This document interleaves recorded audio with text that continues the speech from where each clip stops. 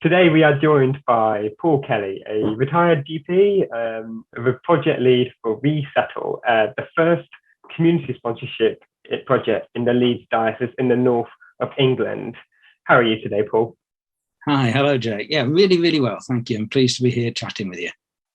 Brilliant. And why don't we jump right into it? Could you briefly tell us what community sponsorship is for our listeners? Yeah, sure. It's a Home Office scheme, and it's a scheme for resettling people who've been given refugee status. It's modelled on decades of experience in Canada. It's their kind of standard way of assimilating refugees into their society.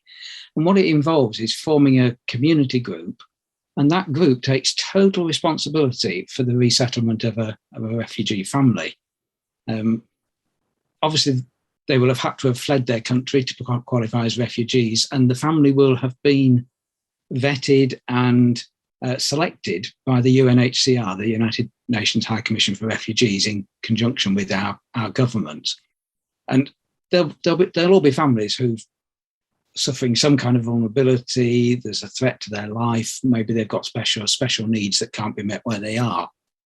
And what community sponsorship is the group that comes together in this country, literally does everything. The family's selected for you, and you meet them at the airport. You arrange for them to have a home to live in. You arrange for them to access services like healthcare, schools, doctors, dentists, benefits, all the things that you need to live in this country, and of course to learn English. So you take total responsibility for that for 2 years.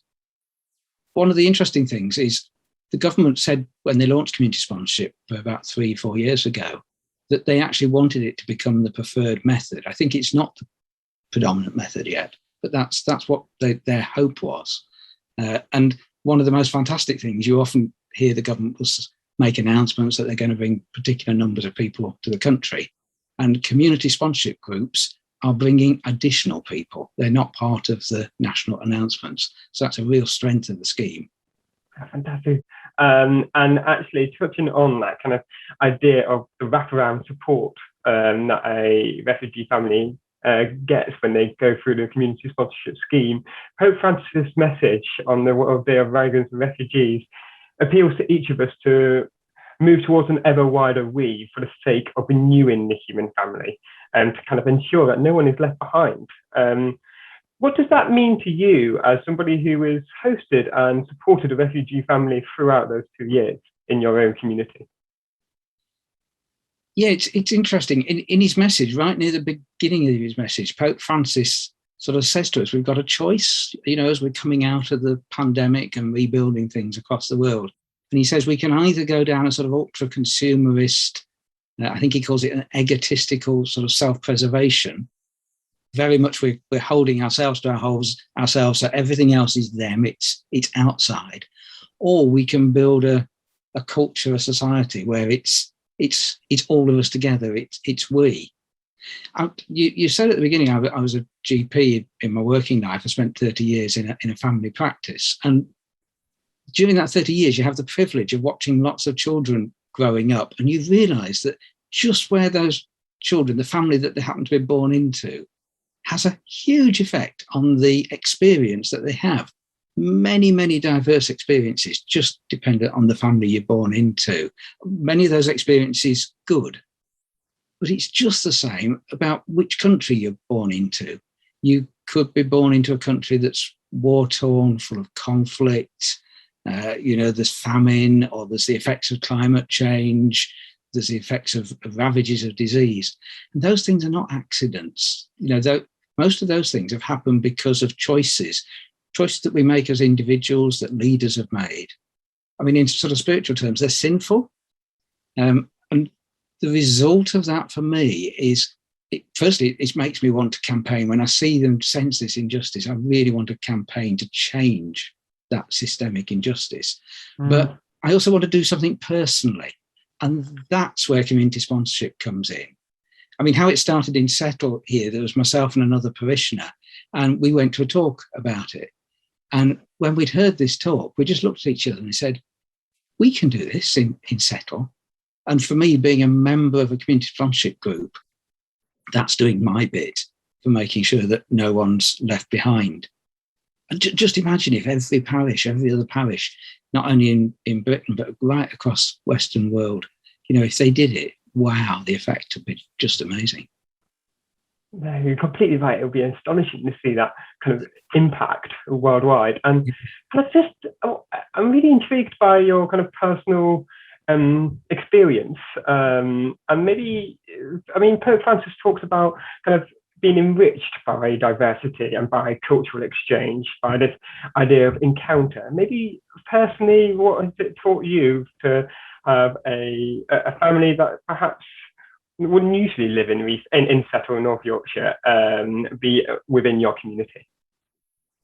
Yeah, it's taught me a great deal, Jake. Because Settle's it's a rural market town. Lots of people know it. It's the gateway to the Dales, and we've got a real mixed community. There's people who've lived here all their lives, and there's lots of people who've moved in, attracted by what the area has to offer. They're called Offcumdens here. And there's lots happening. It's a fantastic community spirit. But the thing is, there's no ethnic diversity to speak of here. And curiously, I worked in quite a deprived part of the country in my work as a GP, but equally there was actually very little ethnic diversity. So I had very little experience of it till I came to community sponsorship and felt called to that. And one of the things that was really exciting when we were doing the preparation, it takes about a year to prepare the groundwork to welcome a family, and working with the Home Office and the community group.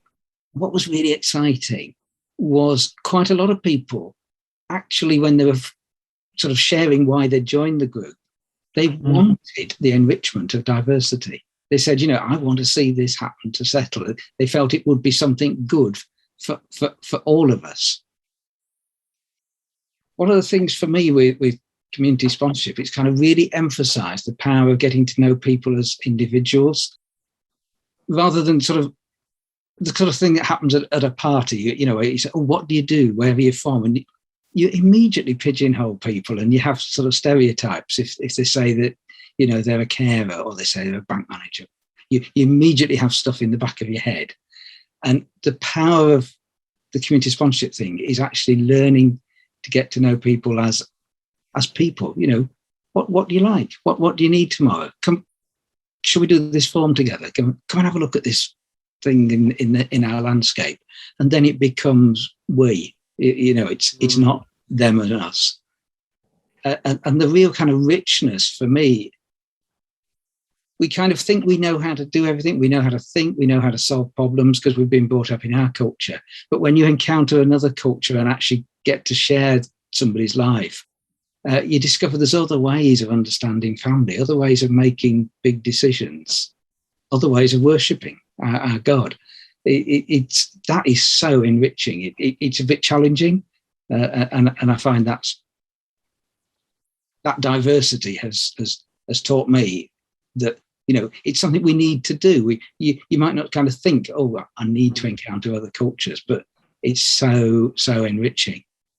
The other interesting thing, you realise as soon as you get to know somebody personally, you're just the same in some ways. You have the same worries. Is my kid really ill? Do I need to go and see the doctor or go to A&E? Or is this okay? How shall I deal with this bit of bureaucracy? What might be the outcome? You have just the same worries and anxieties. It's not them and us. We're just the same. Oh, and I must add, I've had some fantastic Middle Eastern cuisine.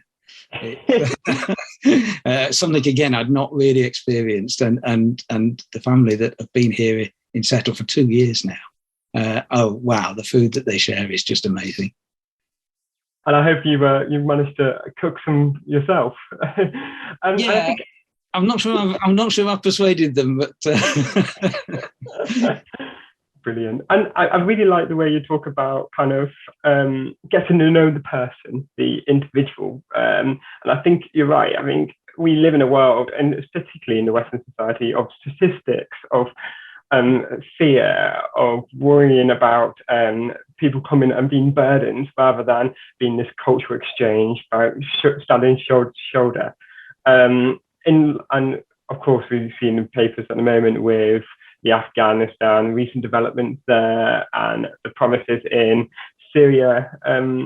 What would your kind of message be to Catholics in England and Wales listening to this today? And how should they get involved in community sponsorship? Is that the message that you would want to encourage? The short answer is yes. I mean, you mentioned fear there, Jake, and I think that's a really important thing just to tease out a bit, because I mean, we all experience fear, but fear of immigration, fear of migrants, asylum seekers, I think is to do with fear of difference. You know this thing, this sort of theory that we can only in a way get to know and relate to, I don't know, 100, 150 people of that becomes our tribe effectively. And anything that kind of threatens to topple that, to overwhelm it, to dilute it, I think causes fear. And in the Gospels, Jesus is always saying, "Do not be afraid." So that's clearly a sort of good news imperative. So somehow we've as Christians, we're actually told we've got to overcome that fear. And I think it does go back to what we were saying before about getting to know people personally. Suddenly you experience the richness, and it's not them and us anymore. It's we. And when we kind of pray every day, "Thy kingdom come, thy will be done." To me, it's an absolute no-brainer to encourage all of us to support people in need.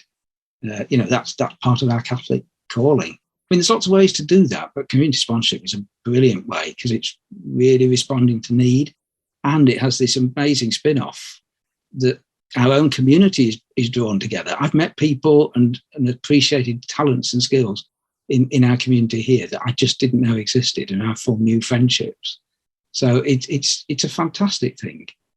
Once you know people, you're not going to be afraid of them. It's get in there, get stuck in. I would say do it. I mean, the Pope did 2 or 3 years ago actually ask that every community should take a refugee family. And I'm not really sure there's a big response to that. And maybe this is the moment now when, as you say, we're so much aware of what's happened in Syria with the conflict, and more recently the Afghanistan disaster. I think this is the time to step up. It's part of the gospel message, and it's great.